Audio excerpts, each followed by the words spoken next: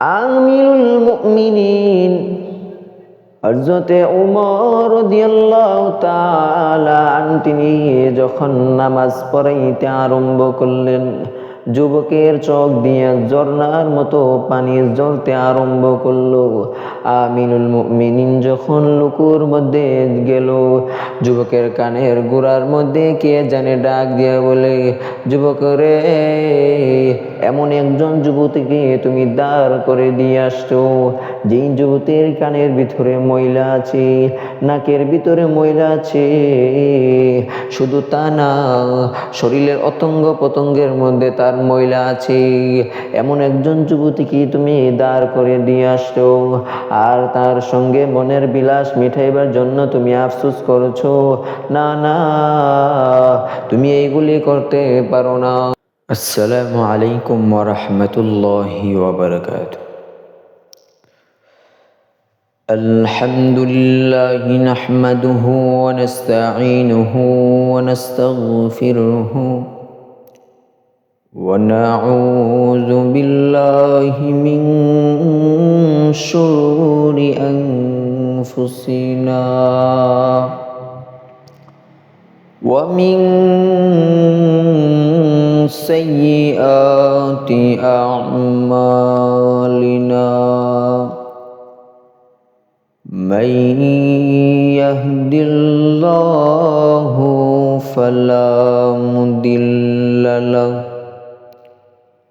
ومن يضلله فلا هادي له ونشهد أن لا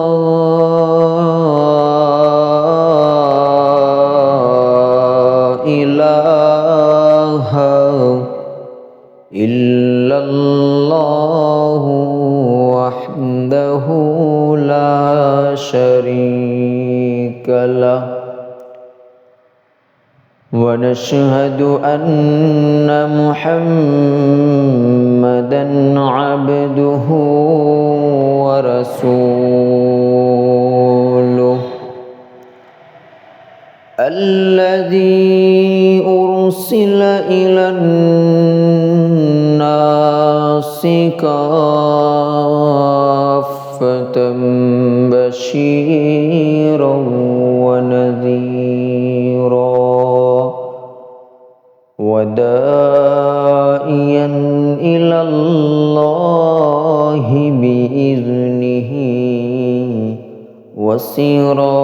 وسراجا منيرا.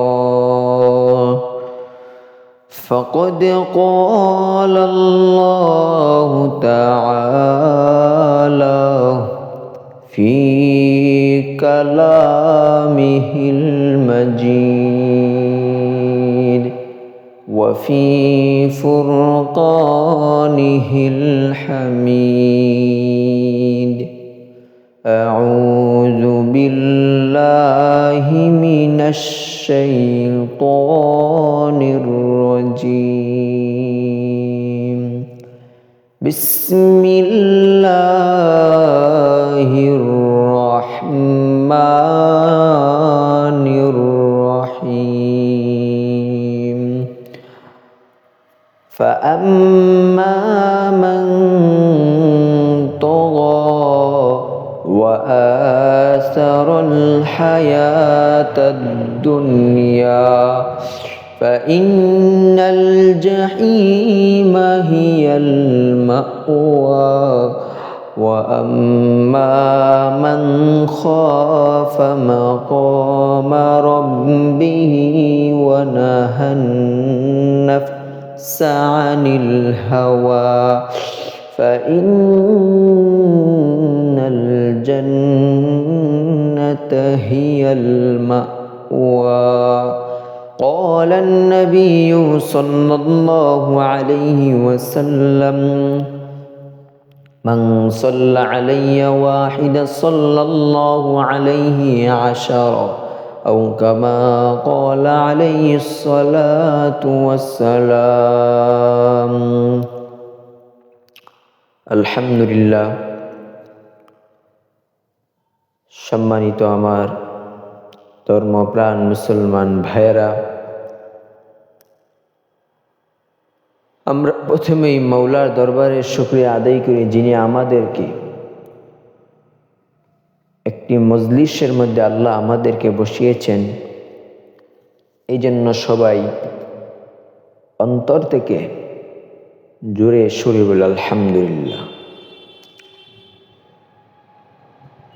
প্রিয় হাজিরিন, আমি আপনাদের সামনে যে আয়াত ও হাদিস পাঠ করেছি, আয়াত ও হাদিসকে আমি সামনে নিয়ে কিছুক্ষণ কথা বলবো। ওয়ামা তৌফিকি ইল্লা বিল্লাহ।